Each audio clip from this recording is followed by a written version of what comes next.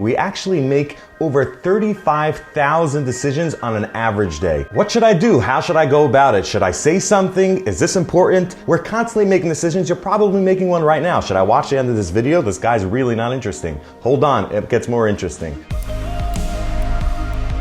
So as Jews, we have the guiding light of the Torah that helps us make the right decisions. As our Parsha says, Lahavdil ben HaKodesh u'ben HaChol.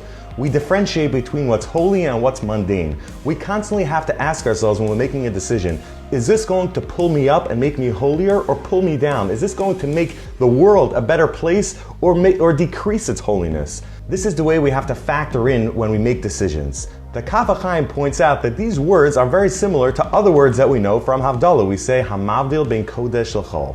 And what's interesting is that there's a buildup here that nobody ever noticed.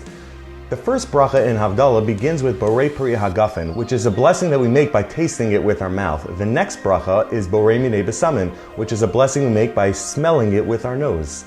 The third is done with our eyes, Borei Ma'orei Ha'esh. And finally, the last bracha at the top of the buildup of Havdalah is Hamavdil ben Kodesh l'chol. That just like Hashem differentiates between the holy and the mundane, we need to emulate that too by using our mind. We have to use our mind to make the decisions, is this going to pull me up or pull me down?